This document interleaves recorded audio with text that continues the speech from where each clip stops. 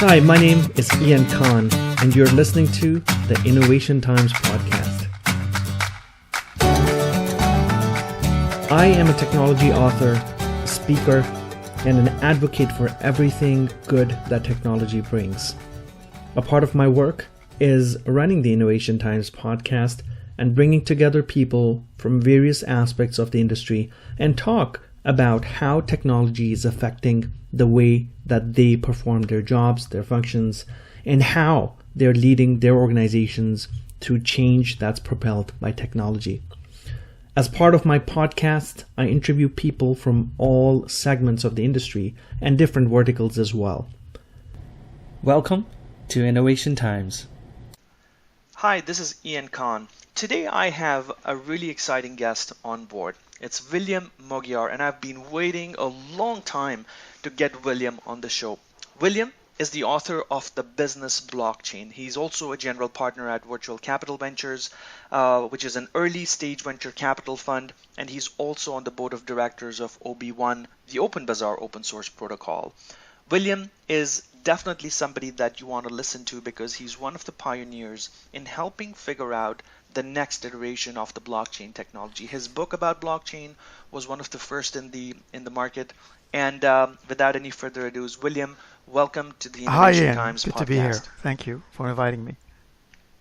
It's a pleasure having you. It's our pleasure. William, I wanna talk to you about the entire blockchain revolution as it is, and within the very short amount of time that we have, I really want to help our audiences understand, what is in it for them. Why is blockchain so interesting? And maybe we can also talk about a couple of industries that are disrupted or transformed because of this technology. Now, to start off with, help us understand what blockchain, Bitcoin, cryptocurrency, what are these technologies? So this whole thing started with Bitcoin being the cryptocurrency that Satoshi Nakamoto invented or talked about back in 2009, and which was later implemented in the following years. But what's more important is the technology behind Bitcoin, which is the blockchain, and it's really about making it easier for two parties to conduct transactions with each other without having anybody in the middle. And that is really the fundamental innovation of the blockchain. And Bitcoin was the first example of this kind of innovation, where digital money, being cryptocurrency or digital money specifically, was able to be passed on from one hand to another without this other intermediary in the middle. And then you might think, well, we can do this today with the banks. So you can send money from one person to another.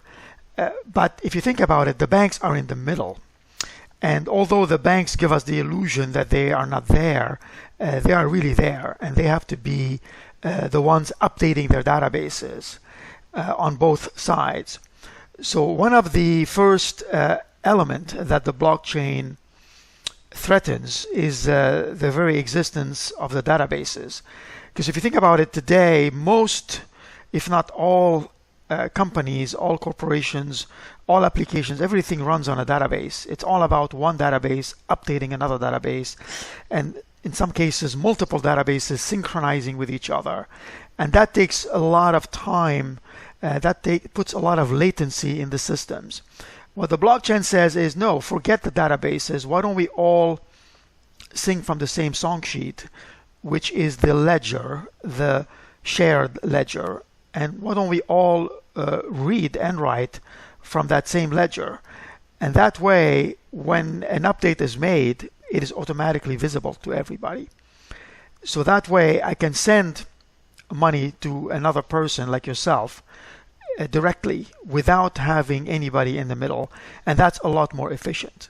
So that's really the fundamental aspect of the blockchain, and the impact that it is having on big companies is that it is making them rethink all of the existing relationships that they have with their customers, with their partners, and forcing them to think of ways to make them more efficient.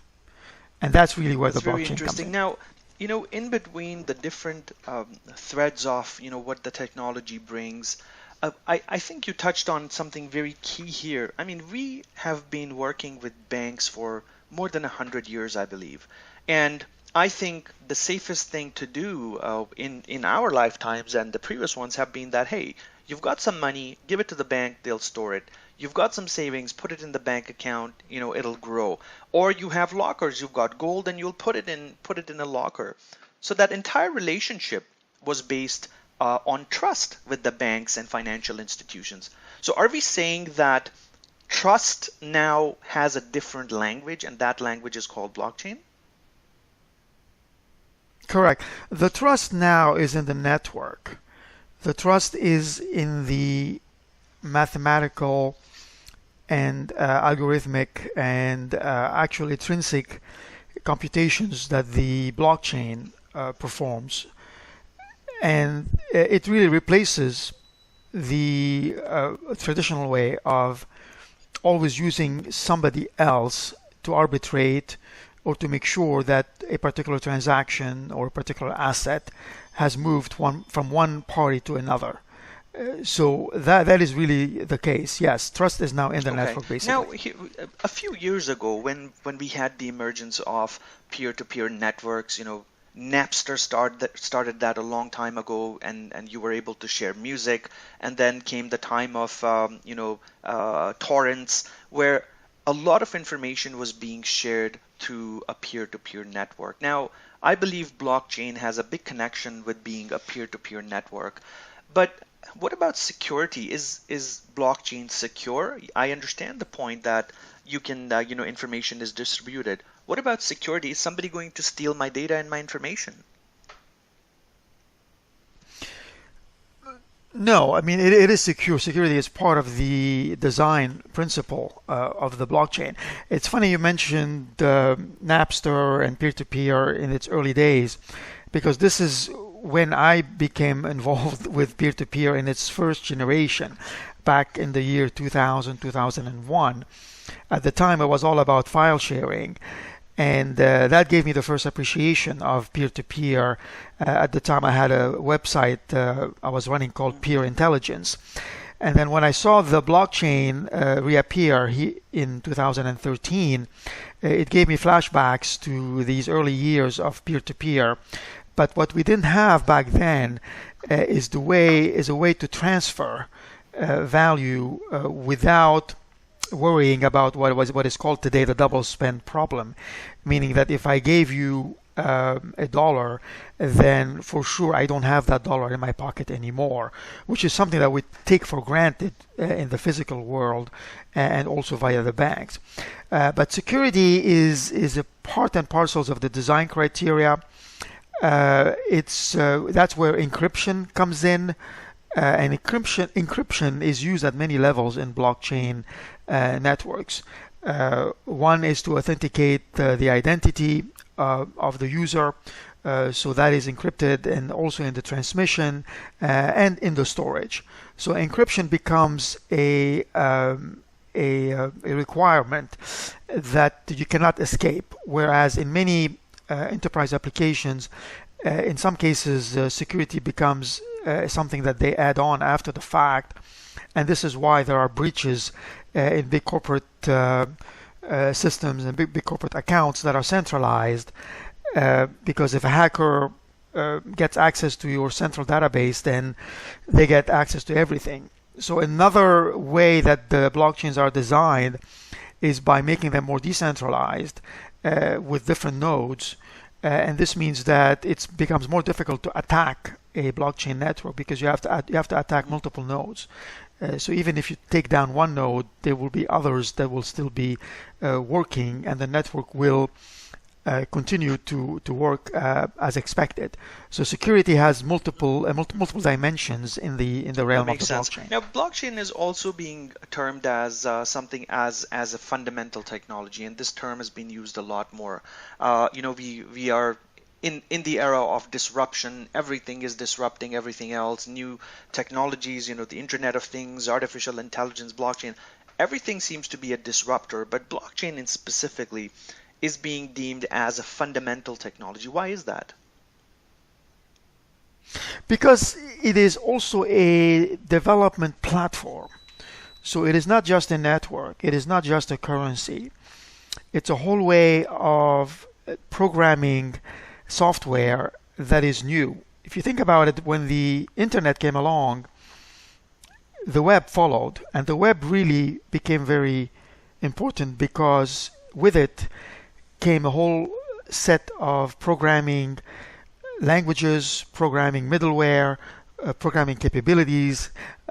For example, Java and JavaScript is the language of the web. And today we have more than 10 million Java developers. And when they develop a web application, it can run anywhere on the web. We have a similar analogy today with the blockchain, where we are learning new languages, the languages of blockchains, how to program blockchains, and how to develop new applications in a new way that was not possible before. So a lot of the activity now is in either rewriting the old applications that you have and giving them a blockchain flavor and figuring out what to take out and what to replace. But there's also a whole lot of activity in creating new applications that didn't exist before entirely on the blockchain. So the blockchain is really a software development environment, and the main thing here is that it's very decentralized, and it's also open source.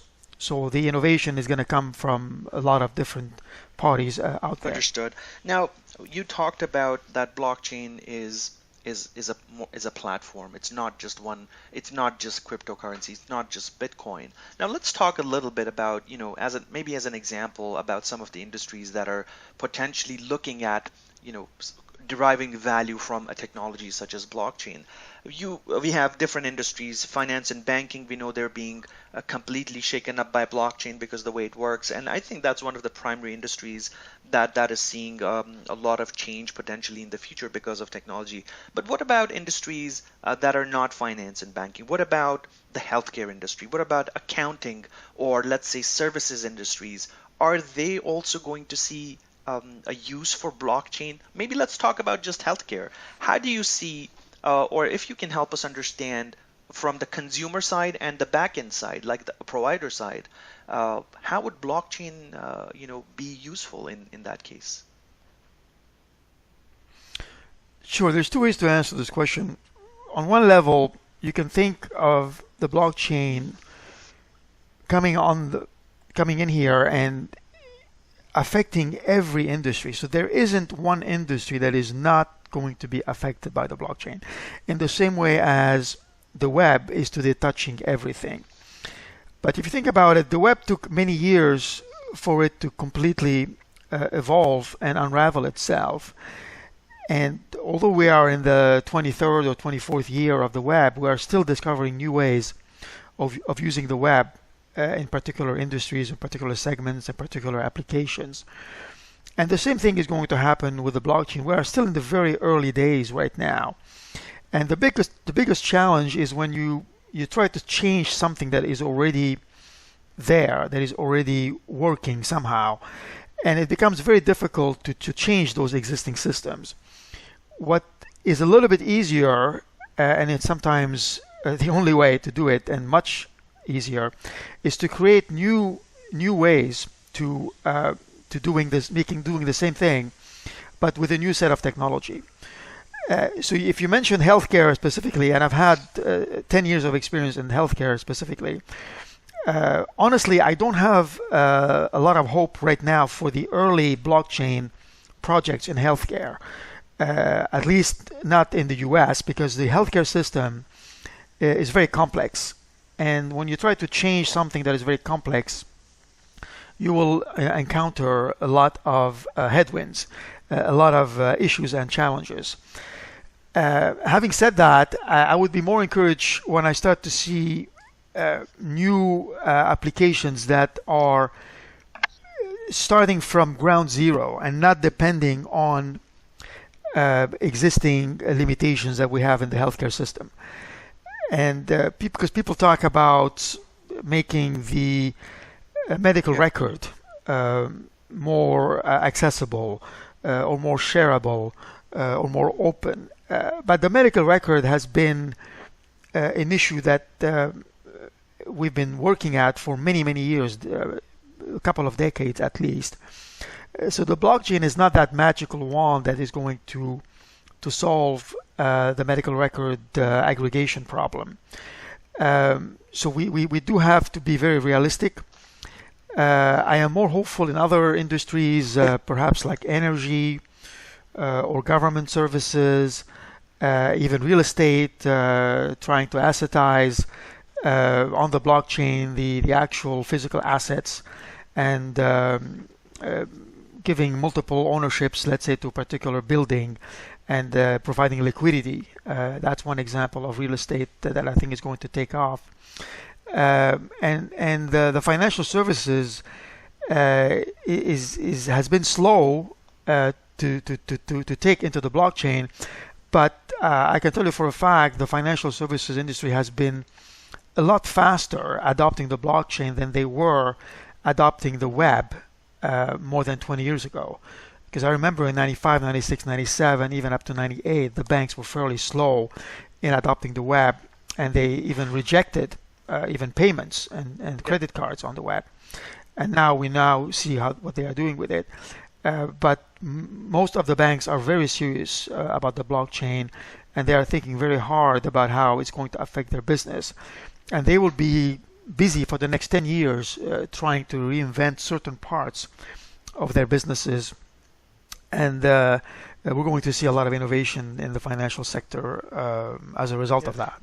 Do you see a lot of maybe international competition on adopting the technology? If you look at places such as the Middle East as an example, just a random example, you look at Dubai, they have an interesting goal in mind that by 2020 all government services will be powered by blockchain. So they're working aggressively towards that. In Europe, there's other developments.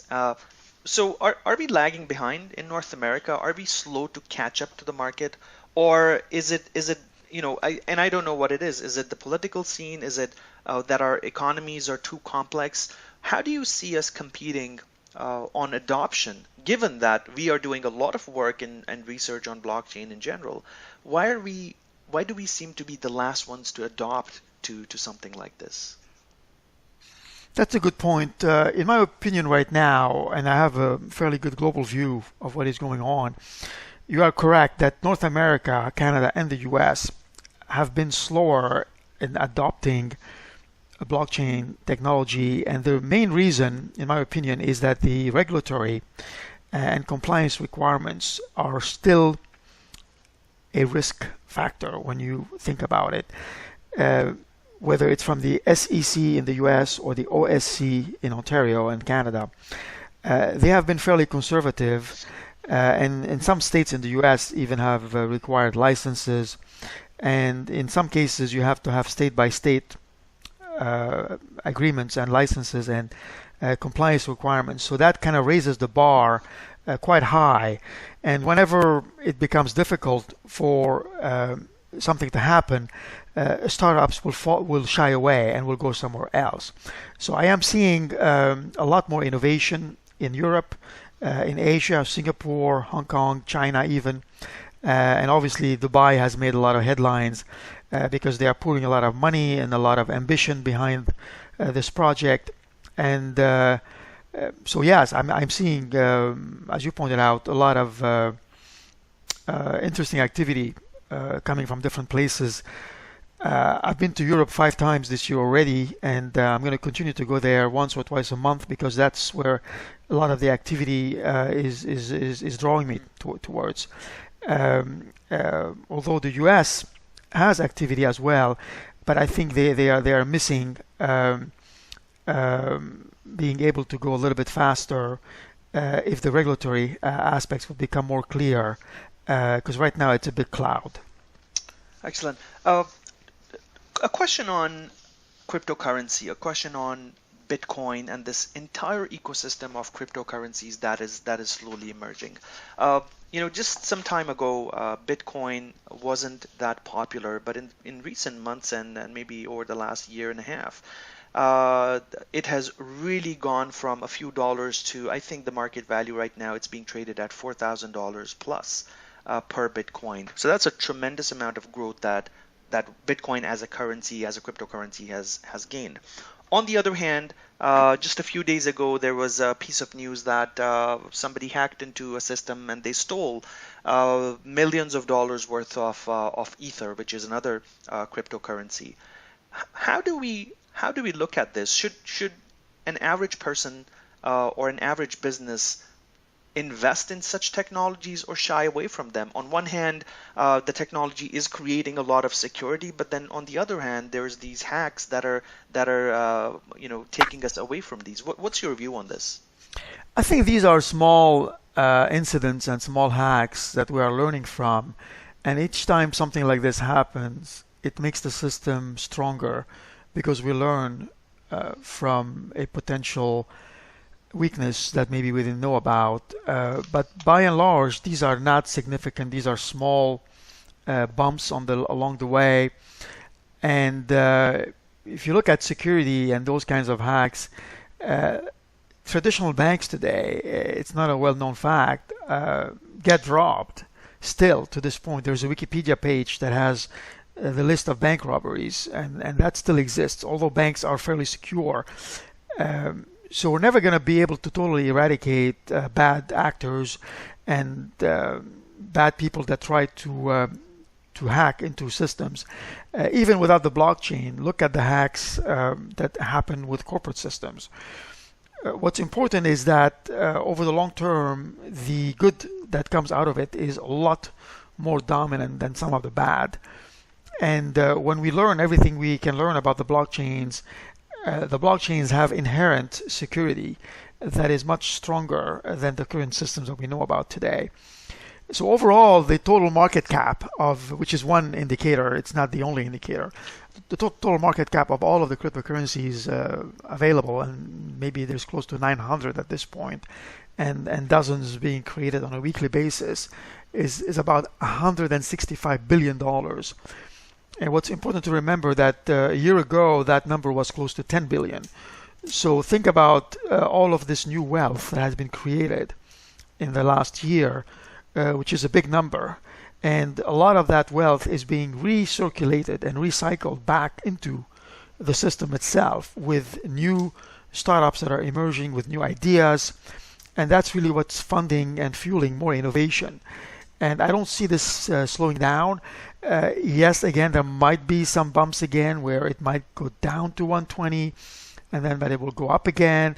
It will go down again a little bit, but then it will still go up again. So overall, the trend is kind of up and to the right at this point. And although, yes, some of them are a little bit overvalued because the stories are still unraveling. So we're still learning how to value these cryptocurrencies and how to put metrics that are credible behind these valuations. But I expect that eventually the value will follow these valuations, and this will be a good thing for everybody. Excellent. Well, last question. How should we get involved? How can anybody get involved in either blockchain or learning more about it or implementing it? What should an average person do, whether they're in a leadership capacity, whether they're an individual contributor? What should they do about blockchain that'll unlock value for them? So first thing is to get educated on it. I'll be selfish and say that if you're a business person and you haven't totally understood this whole sector, I would say get my book, The Business Blockchain. I wrote it specifically for business managers and business executives that want to understand it. So that is the purpose, really. And once you learn it and understand what the potential is, then you can start to understand what the impact is for your own particular industry, for your own particular segment, for your own particular business. Nobody knows your business more than you do. But if you can learn the impact of a new technology, then you can learn how to apply it. The second thing is, I would say, is get your hands wet in some of this technology. And the best way to do that is to buy some cryptocurrency, open up a wallet somewhere, whether it's a private wallet or whether it's a wallet on an exchange, and experience what it is like to send and receive cryptocurrency within 10 minutes without having anybody in the middle. That will give anybody a new appreciation of the power of this technology. And then to start to get involved in some of the applications that we can see right now, be it OpenBazaar, which is a peer-to-peer e-commerce marketplace that runs on the blockchain, where any buyer or any seller can conduct commerce without incurring licensing fees, without incurring credit card fees, and that's a big innovation. Or go on a content marketplace like Steemit, where somebody can publish content and get rewarded with cryptocurrency if users vote their content, upvote it, or share it, or comment on it. So these are some of the examples, and there will be a few more coming up with apps that are now becoming available to do a particular function based on the blockchain. Sadly enough, we don't have enough of them. There's lots of work at the enterprise level, but a lot of it is invisible, and enterprises tend to talk about what they are doing after they do it. But also in the consumers, and I expect there will be more applications that will become available in this year, in 2017. Well, thank you so much, William, for your time and helping us understand a lot more about blockchain. For those of us who are listening, connect with William on his website at thebusinessblockchain.com. Grab a copy of his book. It's one of the best reads that you can have and to really understand the blockchain and what it does and how it's going to change how everything works around us. William, thank you so much for your time, and please stay in touch and be reconnected with us in the future to tell us more about blockchain. Thank you. Thanks, Ian.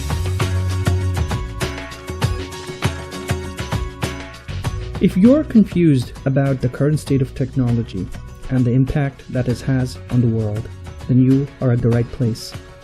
My name is Ian Khan. I'm an author and a technology speaker who focuses on the value created in the current world. I talk about ideas, thoughts, and value creation in general that helps us propel ourselves into a future that's driven by technology. The Internet of Things, blockchain, artificial intelligence, cloud are all means to create value. Technology in general is an enabler for positive business outcomes. If you're confused about the outcomes that technology can create for you, then you're at the right place. For more information, you can always visit me on my website at www.iankhan.com or follow me on social media, on Twitter at Ian Khan Live. Let's change the future by creating a value, nothing else. Let's just change the future by creating more value. That's what I stand for, and that's my message. When you fall